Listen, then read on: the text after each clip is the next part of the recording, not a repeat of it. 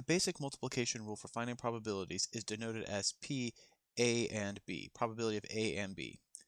This notation just means the probability of event A occurring during the first trial and event B occurring the second trial. And I circled "and" for a reason. When you see the word "and," it means that we are going to be multiplying probabilities together. And what are we multiplying together? The basic multiplication rule. The probability of A and B is just the probability of A times the probability of B, where we multiply them together. Now you have to be very careful with the probability of B, the second one, the second event, and whether or not you are going to be replacing something or not replacing it. So when you do replace something with replacement, we call it an independent event. If it is without replacement, then we call it a dependent event. And you need to be careful between the two, otherwise confusing it will give you a wrong answer. It won't be wrong by much, but it will be wrong by just enough. So to summarize very briefly, if two events are independent, we say that what happens in one, the first one, does not affect the other, the second one. Now, if two events are dependent, we say that what happens in one, the first one, does affect the other. And it's much easier to see it in practice than just by definition. So let's do a couple of examples and show how it works. So here are the results from a polygraph test. Whether they did lie, no or yes, and what the results of the polygraph were. A positive result where a lie was indicated, and a negative result where a lie was not indicated. So when you're dealing with these tables, it's always nice to just find out how many items are in the sample space, how many are there in the table. So let's just add everything up, and we're going to end up getting 98. It's always a good thing to know.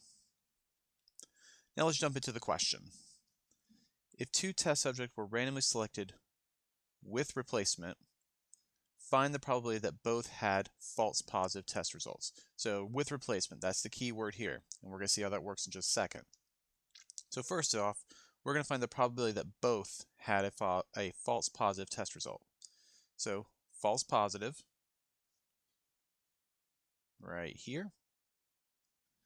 And that's what we're looking at. We have 15 false positives out of 98 total test results. So we know the probability of selecting a false positive with the first subject is going to be 15 out of 98.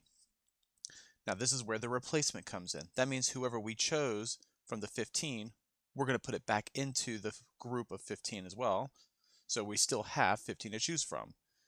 And now we're going to multiply it because it's "and." We want two test subjects that were both. So the first one is false positive and the second one is false positive. So multiplication. And then since it's replaced, we still have 15 false positives. So again, 15 for the second choice out of 98. And here we just multiply them straight across, and we're going to end up getting as a decimal 0.0234. So since it is with replacement, our numbers will not change. So the probability of one does not affect the probability of the other. Now let's do the second one. Again, two test subjects were randomly selected, and this time without replacement. Find the probability that both had false positive results. So it's essentially the exact same one as before, except this time it's without replacement. So we still have 15 false positives out of 98 total test results. So our first choice, our first probability is going to be 15 over 98. Now it's without replacement. Whomever we chose from the 15, they don't get replaced. So we have one less now. So we're going to have 14 possible people with a false positive. And again, we have one less in the total group, so 97. And again, we need both to have false positives, the first and the second.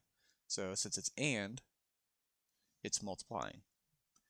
And here, we're just going to multiply across, use a calculator, make it a little bit easier for yourself, and we're going to get 0.0221. And here the results are just a little bit different, but enough to make it a wrong answer if you confuse the two. So be careful whether it's with or without replacement. Let's do one more, just to make sure we're good with it.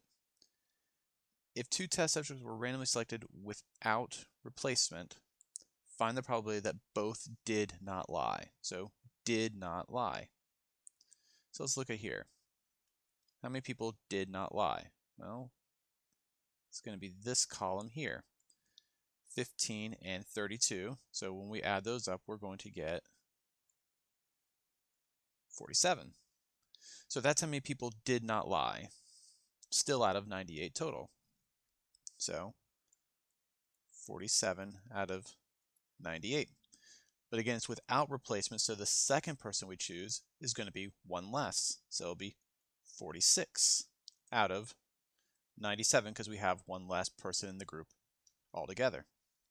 And since we want to find both did not lie, so the first one didn't and the second one did not lie, it's again multiplication. Multiply straight across, and we're going to get 0.2274. So the probability that 2 subjects randomly selected without replacement did not lie is 0.2274. Be careful when it comes to with and without replacement.